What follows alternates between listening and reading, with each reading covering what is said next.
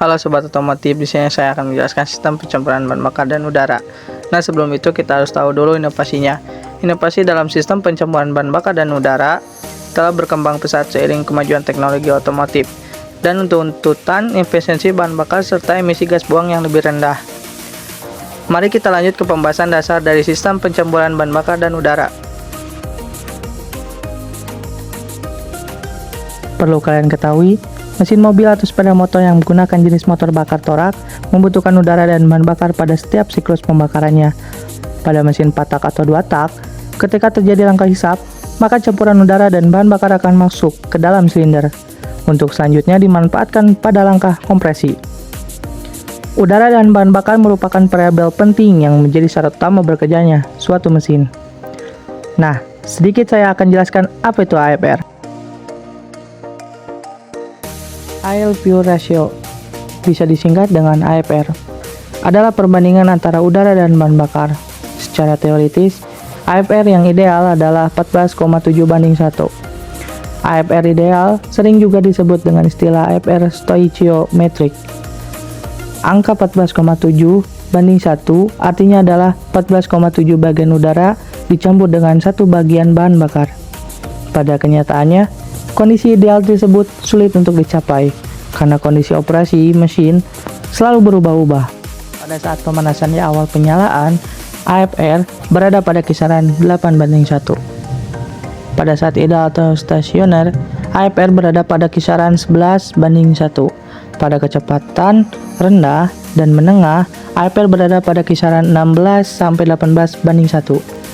Pada saat kecepatan tinggi, AFR berada pada kisaran 13-14:1. Pada saat akselerasi, AFR berada pada kisaran 8:1.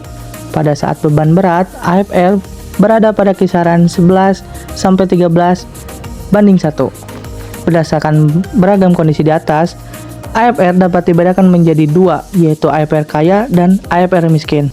AFR kaya adalah campuran udara dan bahan bakar yang relatif lebih banyak mengandung bahan bakar jika dibandingkan dengan AFR ideal.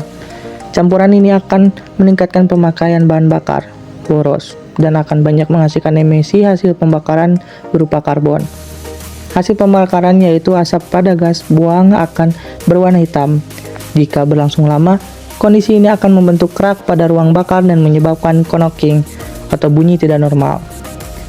AFR miskin adalah campuran udara dan bahan bakar yang relatif lebih sedikit mengandung bahan bakar jika dibandingkan dengan AFR ideal. Campuran ini akan menghasilkan tenaga mesin yang kecil dan temperatur mesin juga akan menjadi cepat panas, sehingga dapat membuat kerusakan pada mesin. Rentang AFR yang masih memungkinkan terjadinya pembakaran adalah 20:1.